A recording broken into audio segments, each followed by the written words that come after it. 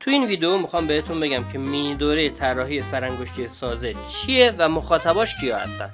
بعد از فارغ التحصیلی بارها و بارها با این مدل سوالات مواجه شدم. مهندس میخوام یه انبار رو پشت بوم بسازم، ستوناشو دوبل 14 بزنم کافیه؟ فلانی میخوام یه پارکینگ تو حیاط بزنم، تیر چی بندازم؟ فونداسیون پایه‌اش چقدر باشه؟ ولی هیچکس حوصله محاسبات من رو نداشت. همه عجله داشتن و از من طراحی ذهنی و سریع میخواستن. این شد که به فکر افتادم دوره‌ای تولید کنم که مهندسین یاد بگیرن سریع و سرانگشتی برای سازه‌های کم اهمیت خودشون و اطرافیانشون اعضای اصلی سازه رو طراحی کنن.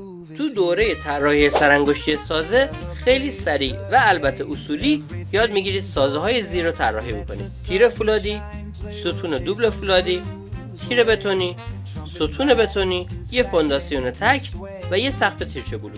پس اگر دانشجویید و میخواید درس فولاد و بتون رو توی دانشگاه پاس بکنید یا میخواید توی آزمون محاسبات نظام مهندسی شرکت بکنید، این دوره شاید یه دید اولیه به شما بده، اما به تنهایی برای دانشگاه و آزمون کافی نیست. اگر برای دل خودتون دوست دارید طراحی سازه رو به زبان ساده یاد بگیرید و البته مفاهیم اصلی رو هم مرور بکنید، این دوره مناسب شماست.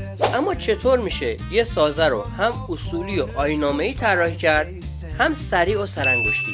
داستان از این قراره که تو این دوره اول میام مفاهیم مهم و روال اصلی طراحی هر عضو رو براتون توضیح میدم.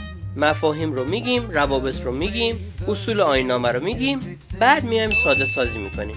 ذرایع و پارامترهای موجود در روابط رو یه مقدار دست بالا در نظر میگیریم تا در نهایت به یک رابطه ساده و یک سری مقاطع و جداول آماده برسیم.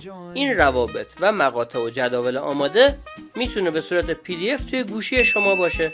حالا به راحتی میتونید با یک رابطه ساده و کمی دست بالا و در جهت اطمینان اعضای اصلی سازه رو خیلی سریع و البته اصولی طراحی بکنید. دوره طراحی سرانگشتی سازه روی اپلیکیشن اسپات پلیر اجرا میشه و روی یک دستگاه موبایل و یک دستگاه کامپیوتر به صورت همزمان اجرا میشه. هر چند وقت یک بار هم به صورت رایگان مطالب براتون آپدیت میشه. جزوه PDF تمام رنگی دوره رو هم میتونید از همون اپلیکیشن اسپات پلیر دانلود بکنید.